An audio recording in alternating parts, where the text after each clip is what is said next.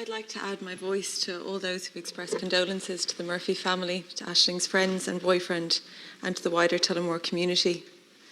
The vigils held across Ireland for Aisling were also for every victim of gender-based violence, for the 244 women who have died violently since our records began, and the 18 children killed with their mothers, for the thousands of women who are raped and sexually assaulted, and for the women and children who have had to flee their violent homes. We've all seen the scenes of the vigils, women and girls crying and hugging, quiet moments acknowledging common experiences, anger, fear, but also hope for change. This is a defining moment. This is the week that the people of Ireland, and in particular, the women and girls, have said no more. Generations of Irish women have had to endure misogyny. Culturally, perpetrators are protected and victims are blamed. Coercion and street harassment are dismissed, not to mind the legacy of mother and baby homes and repeated health scandals.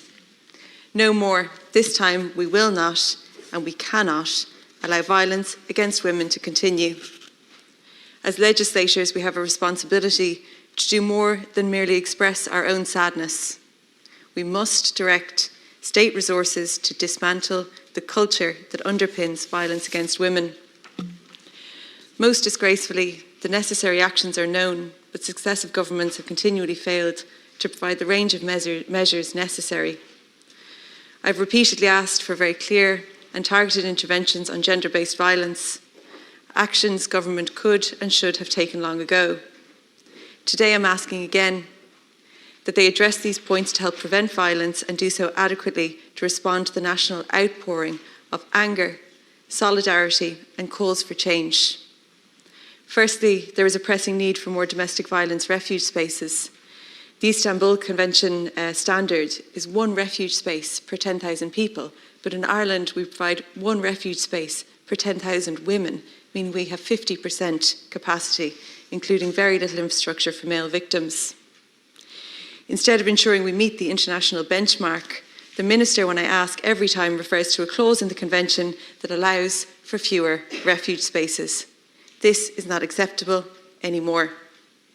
Every day we do not meet our commitments under the Convention, we put more women and children at risk.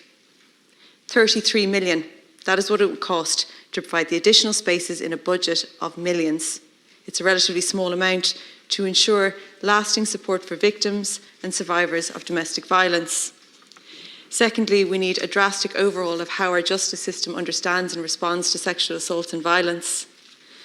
There is significant underreporting of these crimes and their detection rates are the lowest of any category recorded, just 10%. There must be reforms in how policing and the court systems engage with victims. I welcome the recent reform in this area, such as pre-trial hearings.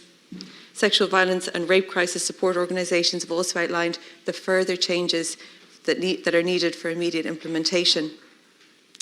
Thirdly, there is an urgent need for education on consent, sexual violence, coercion and other types of assault, including online crimes. In November, the government delayed the progress of the Social Democrats' bill on relationships and sex education. All students should have access to information to help them develop respectful social and sexual relationships. I'm calling on the government today to overturn that ridiculous decision. We need proper sex education to contribute to a cultural change in how women and girls are viewed and treated, and we need it now. The past week has been a defining moment for gender-based violence in Ireland. The government must match the resolve of every community. What we need to hear now is what reason can you give the people of Ireland to believe anything will be different for women and girls? What concrete policies with tangible outcomes are you presenting today?